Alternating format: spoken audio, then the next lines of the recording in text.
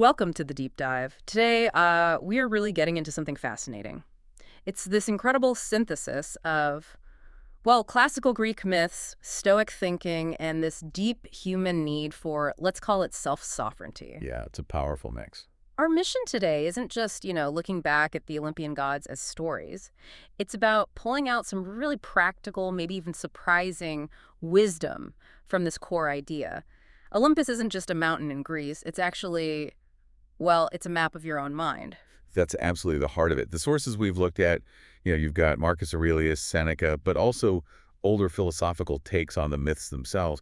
They all point towards this picture. Mm-hmm. The human psyche isn't just this jumble of random feelings. Yeah. It's more like an inner kingdom, a pantheon, really, of different forces, different energies, and they either rule you or you learn to rule them. So we're going to walk through that structure today, God by God almost. Exactly. Figure out how these powers operate inside you and how you can shift from being, well, subject to them to directing them. Okay, let's spend a moment really unpacking this central metaphor then, because I think it's crucial for everything else we'll discuss. This idea that civilizations need order cosmos. The Greeks, they put that order up on Mount Olympus. Zeus was in charge, holding it all together. Right, the divine hierarchy. But the big twist here, the kind of Stoic insight we're building on, is that you don't actually look up to Olympus for that order. You look Inward, yeah. The shocking truth is Olympus is within you. You are the potential sovereign of that inner realm. Okay. And the problem, the tragedy, as the sources frame it, is when we don't realize this. Precisely.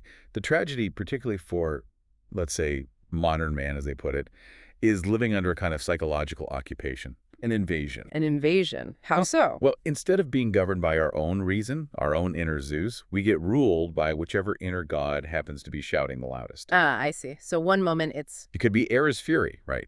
Making Oh. you lash out, act Yeah. destructively. Or maybe it's Aphrodite's charm, but untamed, leading you into indulgence or vanity.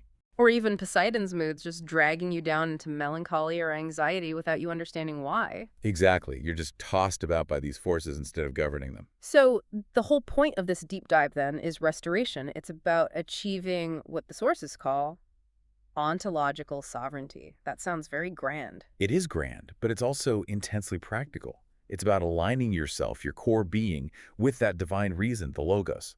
It's about putting your internal Zeus back on the throne of your soul. It sounds like the ultimate act of self-creation almost. It really is, because if you can't establish that internal order, how can you possibly hope to create meaningful order in your external life? Yeah. You just end up reacting all the time. Constantly pulled by external events or internal whims. Exactly. So our journey today is about showing you, in practical terms, how to move from being that kind of psychological battlefield to becoming, well, a living embodiment of order, a living Olympus. Okay, let's start right at the top then. Section 1, the inner Olympus. Establishing that sovereignty, understanding the architecture of the soul, and really focusing on Zeus, or Logos. Right, the king of the inner gods. The Stoics had this really quite magnificent view of our rational soul, didn't they? That it's fundamentally divine in some way. Can you talk a bit about pneuma and how that connects to Zeus? Yeah, this is foundational Stoic physics, really. They believe the entire universe was permeated and governed by this rational, creative fire, the Logos. Okay. And our soul, specifically our capacity for reason, isn't just some biological accident. It's literally a fragment, a spark of that universal fire. A spark of the divine fire. Exactly. They called it pneuma, which means breath or spirit. Sometimes they described it almost literally as the breath of Zeus himself flowing through creation through us. Wow. So when a Stoic like Marcus Aurelius tells you to live according to nature, He's not saying go roll in the mud, not like an animal. No. He's saying live according to your highest nature, which is this indwelling rational fire, this fragment of the Logos. Because that is your true essential nature. Aligning with that is aligning with the universe itself. That really elevates the whole idea of internal control, doesn't it? It's not just about managing thoughts, Butter. Reason becomes Logos. It's the governing principle, the law, the very structure of reality. Absolutely. It's the difference between, say, using a calculator to solve a problem versus understanding the mathematical principles that make the calculator work. Ah, okay. When Logos is genuinely on the throne inside you, your life gains this inherent structure. Your thoughts start aligning with your considered will. Your will aligns with your actions, and ideally, your actions align with the rational unfolding of the universe. Sovereignty starts right there, recognizing that power, that alignment is already within reach. It's yours to claim, or perhaps to reclaim. But what happens when that fails? When Zeus effectively leaves the throne vacant? When reason isn't ruling? Well, that's when you descend into what the sources vividly call the mythological battlefield. The battlefield within. Yes, it's the chaos, the usurpation, that defines the unmastered psyche. The passions, which we can think of as the other gods, the lesser powers, they aren't inherently evil. They're necessary energies. Right, you need desire, you need anger sometimes. You absolutely do. But in the unruled soul, they're all vying for dominion. Desire wants to be king, acting like Aphrodite run wild. Anger demands control, like Ares on a rampage. Fear can paralyze you, like a shadow cast by Hades. And I think this is where the Stoic approach is so useful, especially for you listening. The goal isn't to somehow kill off these inner gods, right? You can't just eliminate Ares' energy or Aphrodite's magnetism. That's such a critical point. You can't extinguish these fundamental forces. Trying to repress them usually just makes them stronger or pop up in weird ways. So what's the alternative? Orchestration. That's the key word. The goal is their orchestration by Zeus, by your ruling reason, according to what the Greeks called metron, measure, proportion, right timing. Okay, measure. So not too much, not too little. Exactly. The unruled person, the sources say, lives in hubris, that ancient Greek concept of overweening pride or arrogance. In this context, it means every passion thinks it's God, acting without limits, demanding everything. Total chaos. Total chaos. But the ruled person, the one governed by logos, lives in cosmos, internal order. Every power inside anger, desire, fear, ambition is disciplined. It offers its strength, its energy, but in service to the overall order established by reason. So it's a journey from this internal civil war to something more like a cosmic symphony, where every instrument, every god knows its part and plays it beautifully under the conductor, Zeus. That's a great analogy. Yeah. And Epictetus often compared the soul to a polis, a city-state that needs good governance. Right. But this inner Olympus idea takes it a step further, maybe makes it richer. The soul isn't just any city. It's the capital, Olympus itself, in miniature. And the emotions. They aren't just citizens. They're powerful demigods or demon spirits, forces. They have immense power. When disciplined, they serve the higher order, contributing energy, focus, vitality. But when they're left unchecked? They seize power, they try to run the whole show, and the entire system descends into chaos, into that battlefield state again. This framing makes the need for self-governance feel really urgent, I think. It definitely does. And it leads straight into the practical side, the Stoic discipline of daily self-examination, that ritual almost of the philosopher king reviewing their inner court each night. Can you flesh that out? What does that actually look like? It's not just vaguely thinking about your day. It's supposed to be quite rigorous, quite precise. Before you sleep, you essentially conduct an audit of your inner state and actions. An audit, like accounting. In a way, yeah. You review the actions of your internal faculties as if they were ministers reporting back to you, the ruling consciousness. You ask specific questions, like, okay, is my energy, my anger, my drive? Did it obey wisdom today? Did I use that force for a rational purpose, something I consciously chose, or was it just wasted in knee-jerk reactions and pointless arguments? Okay. And for other gods? You look at Aphrodite. My desires, my attractions, my pursuit of pleasure or beauty, did they lead me towards things of genuine value, towards connection, towards well-being? Or did they just serve vanity, excess, distraction? You're basically checking if the demigods stayed in their lanes, serving the overall good defined by reason. Precisely. You're actively converting the potential chaos of the day back into measurable cosmos, day by day. Right. It's about ensuring your actions stem from conscious principle, from your inner law, not just from reactive impulses. And if someone manages this, if you actually succeed in restoring Zeus or Logos to the throne consistently, what's the real outcome? Beyond just feeling calmer, maybe? Well, the big promise is that the external world, things like fortune, what people say about you, praise or blame, circumstances changing it, loses its power to dictate your inner state. You become invulnerable. Is that too strong a word? The Stoics certainly use language like that. Invulnerable, perhaps, not by building thicker walls or withdrawing from life. But how then? By achieving this deep, unshakable alignment with the eternal logos, with the rational order itself. Your actions are guided by your internal compass, by law, not by the shifting winds of external opinion or events. That makes external judgment almost irrelevant. To your core sense of worth and peace, yes, it might still affect practical matters, but it doesn't penetrate your inner citadel. The sources use this amazing phrase for someone who achieves this, a living Olympus. What does that actually look like day to day? How would conquering internal chaos actually change how you interact with the world? Okay, think about a real-world scenario. Say there's a sudden financial crisis, or maybe someone publicly insults you, criticizes your work unfairly. Right, happens all the time. The typical unruled person gets invaded, right? Ours flares up in anger or defensiveness. Poseidon might flood them with anxiety or despair. Hades might pull them towards giving up. Total internal turmoil reflecting the external event. Exactly. But the living Olympus, the person whose inner Zeus is firmly on the throne, they observe the event, they feel the initial surge, perhaps the heat of Ares, the chill of fear, but their internal order holds firm. So they don't react impulsively. No. Their response is considered. Maybe their speech carries Apollo's clarity, calm, precise. Their actions are measured, guided by Zeus's rational assessment of the situation, not by wounded pride or panic. They don't desperately seek order from the chaotic external world. They bring order to it. They radiate it. It's like their internal coherence, their centeredness, actually influences the space around them. Their presence itself can feel calming, ordering, because they're rooted in that immovable center, the logos. That really does lay a powerful foundation. Okay, let's dive into the specific forces that this inner Zeus needs to command. Starting with section 2, the discipline of action and the very complex figure of Ares. Ah, yes, the god of war. Raw energy. The sources describe him as pure movement, but without measure. Energy detached from wisdom. That sounds, frankly, pretty dangerous to have inside you. It is, if left unchecked. Ares represents the raw principle of will, of drive, of assertion. It's necessary for action, for creation, for pushing back against obstacles, for defending what's right. Without any Ares, we'd be passive, inert. We wouldn't get anything done. Exactly. But ungoverned, he becomes a tyrant.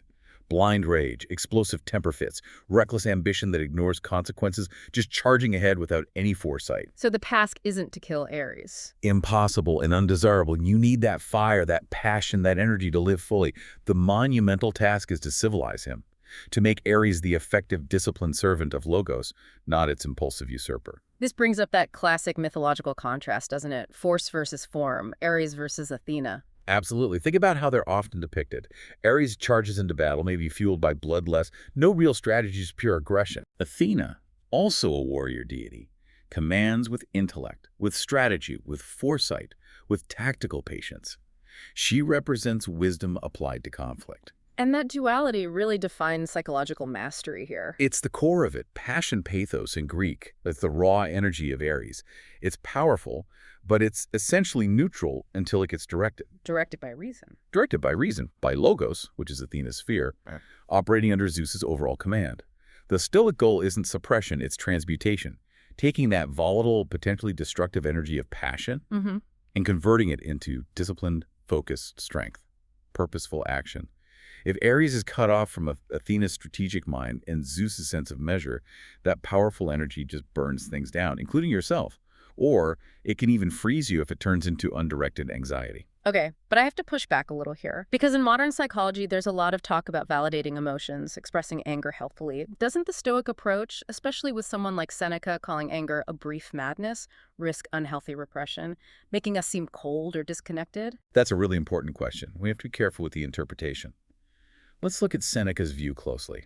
When he calls anger a brief madness, he's pointing out that ungoverned anger is fundamentally an illusion of strength. An illusion? How? Because it clouds your judgment, it weakens your focus, it makes you say and do things you regret, it fundamentally enslaves your soul to whatever external thing provoked it. You've lost your inner freedom. Okay. So the Stoic isn't denying the feeling of the energy arising. The surge of Ares, that heat, is definitely felt. But the response from the Olympian perspective, from the ruling reason, is different. It's like Zeus saying, all right, Ares, I feel your energy. You may come forth, but you come forth under my command, serving my rational purpose. Okay, so it's not repression, which is like fearfully trying to lock Ares in a cage. Exactly. Repression often backfires. It's more like mastery. Feeling the heat, Acknowledging the power, but not letting it burn down the whole house, not letting it hijack your rational self. Precisely that. You become the master of the weapon rather than the weapon mastering you. It's control power directed by logos. And this discipline, this mastery of Aries, is really evident in the Stoic strategy for engaging with the world, which they often described using metaphors from warfare. Right, the Stoic as a warrior. The sources seem to break down this warrior path into 3 key steps. Yeah, 3 crucial stages for navigating challenges effectively. Let's detail those. Step 1, perception. See the battlefield as it truly is. This is where Apollo's clarity, which we'll get to later, informs Aries' action. It means seeing the situation, the obstacles, the other people involved as clearly and objectively as possible, without the distortions of your own fear, your desires, your wishful thinking. Just the facts on the ground. Just the facts. You have to adapt to reality as it is, not waste energy wishing it were different. The world is fundamentally indifferent to your preferences. Your first duty is to perceive its reality accurately. That clear sight tells you where and how force needs to be applied, if at all. Okay, perception first. Then, step 2, judgment.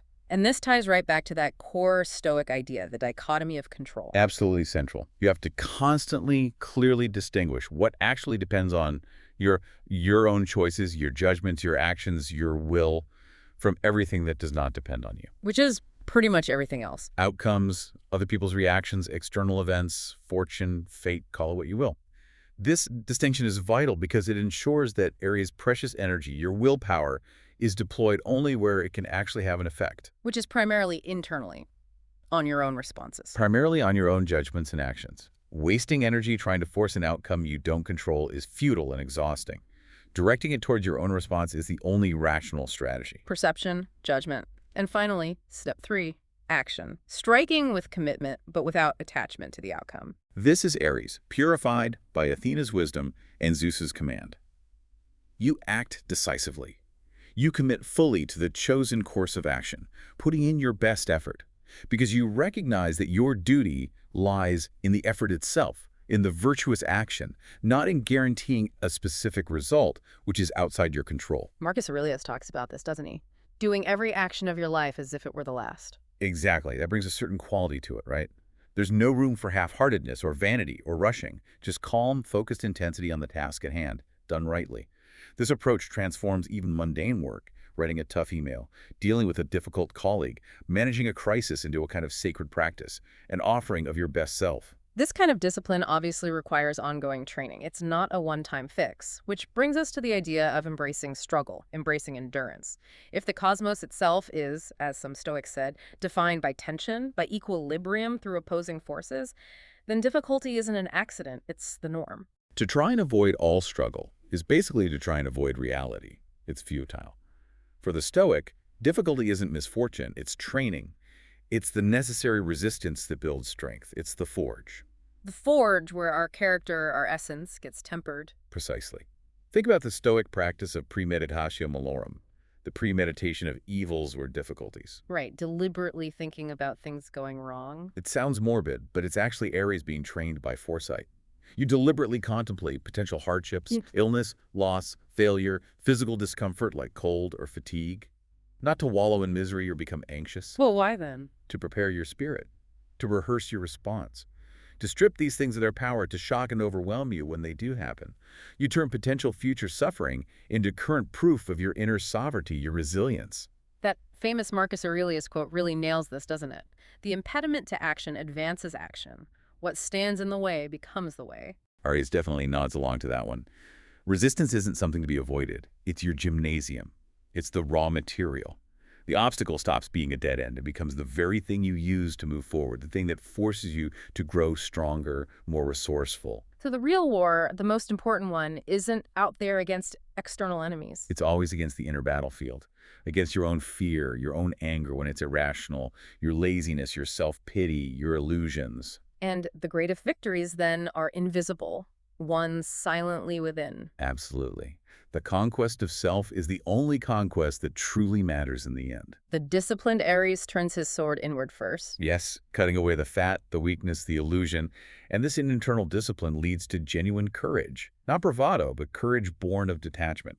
The Stoic warrior, in this sense, accepts mortality, accepts contingency, They fight the good fight without being paralyzed by fear of loss or failure. Living as if one were already dead, that phrase captures it. It does.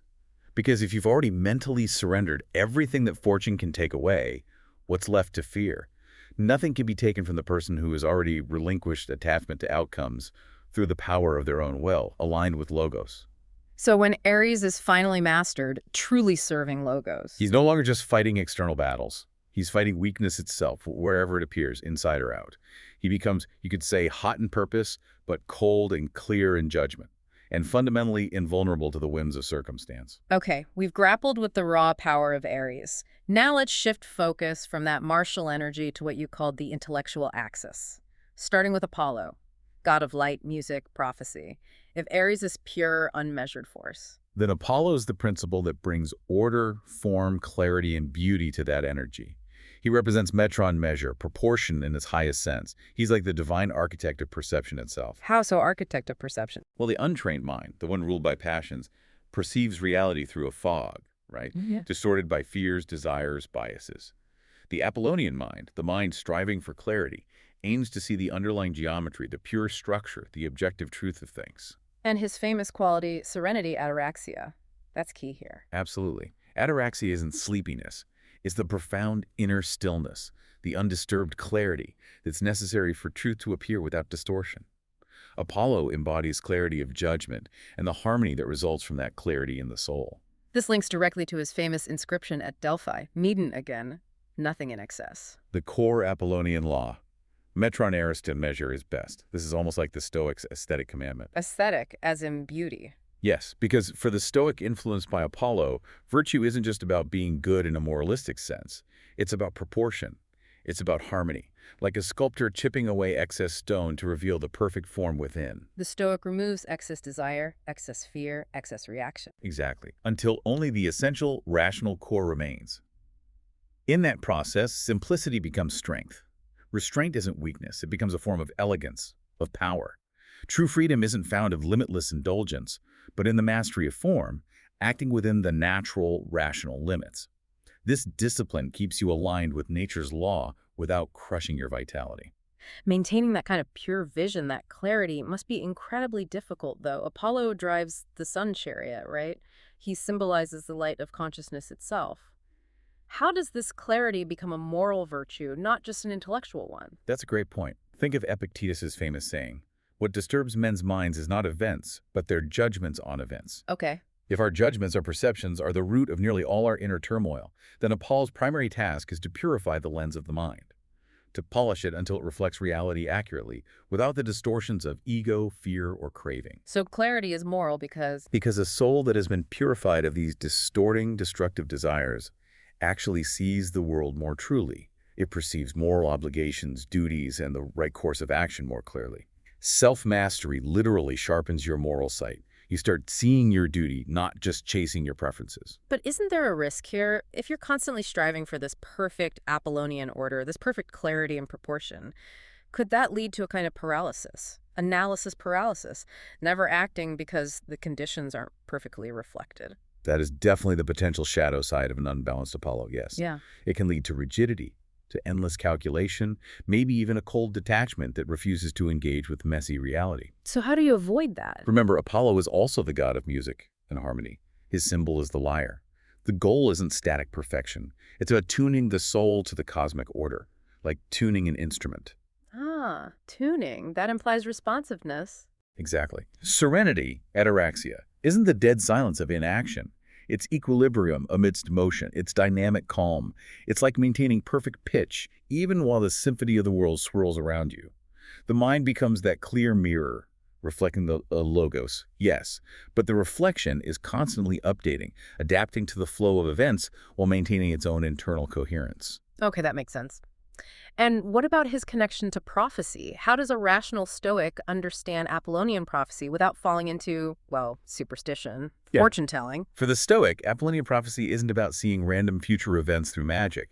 It's about achieving such profound clarity, such deep understanding of the rational structure of the cosmos, the logos, that you begin to see necessity itself. Seeing necessity. Yes, understanding the logical, causal chains by which things inevitably unfold according to nature's laws. It's seeing the inherent order within apparent chaos.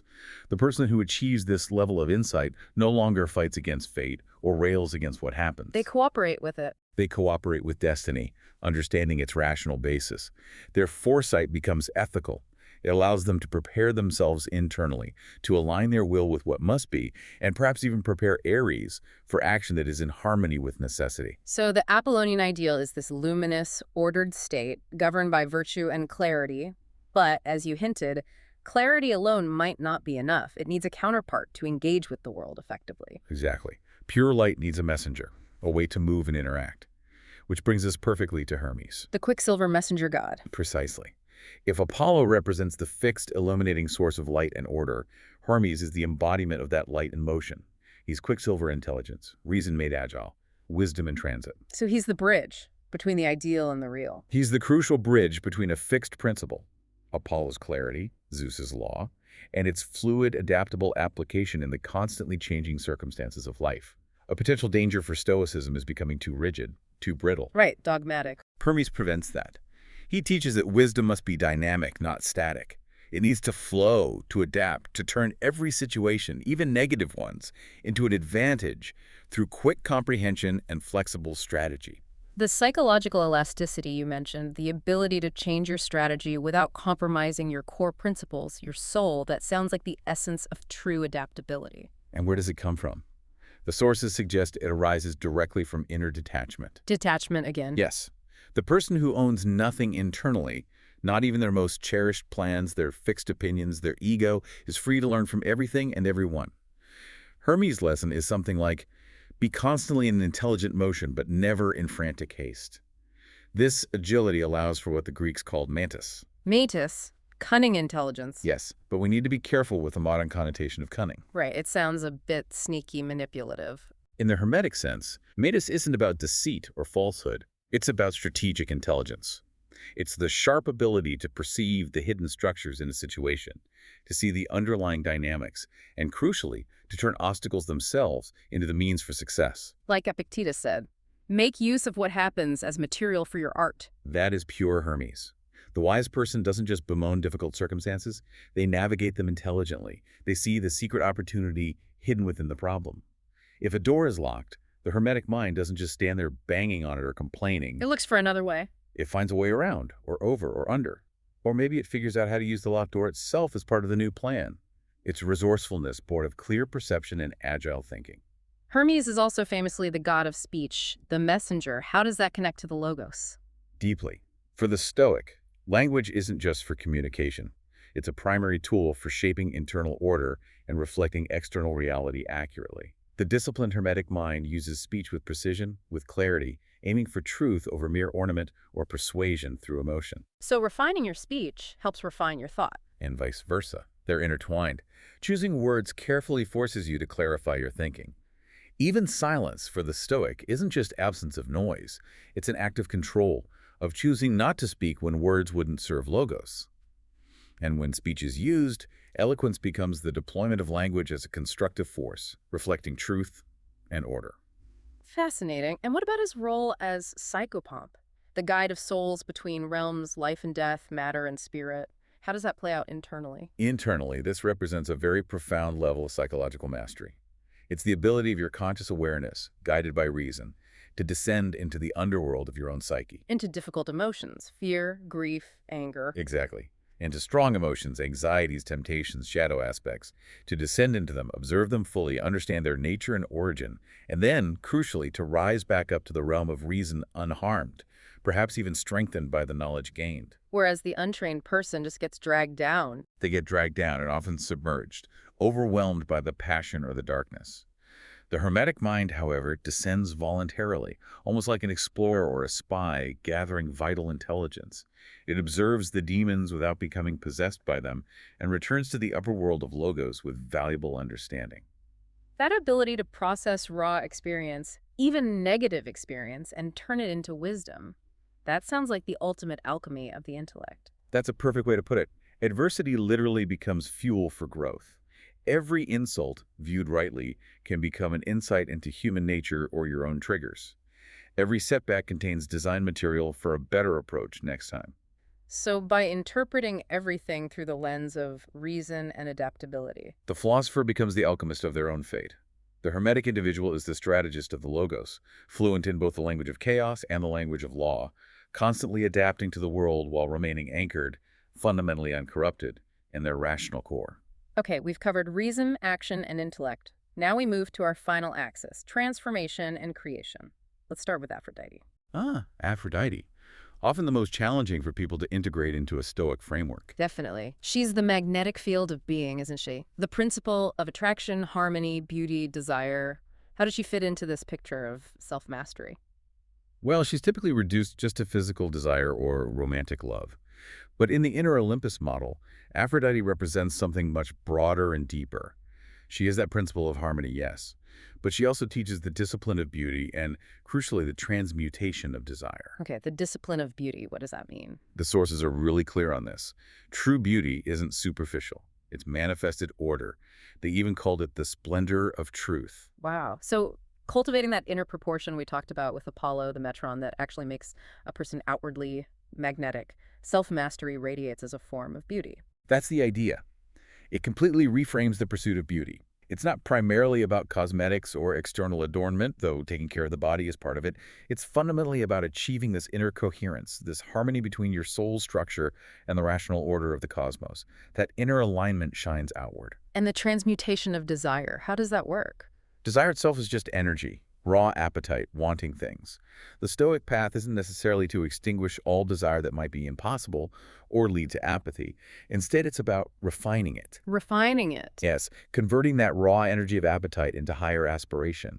The same fundamental energy that might grasp for fleeting physical pleasure can be consciously sublimated, redirected towards seeking spiritual union, deep intellectual connection, artistic creation, or acts of compassion. This sounds like what you called aesthetic stoicism earlier.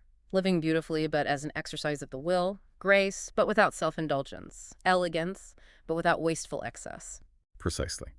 Seneca had a line, something like, "Virtue makes the soul beautiful." And the idea is that when the soul achieves this state of inner harmony and virtue, it naturally attracts corresponding harmony from the world, not just romantic partners, but friendships, opportunities, a sense of flow.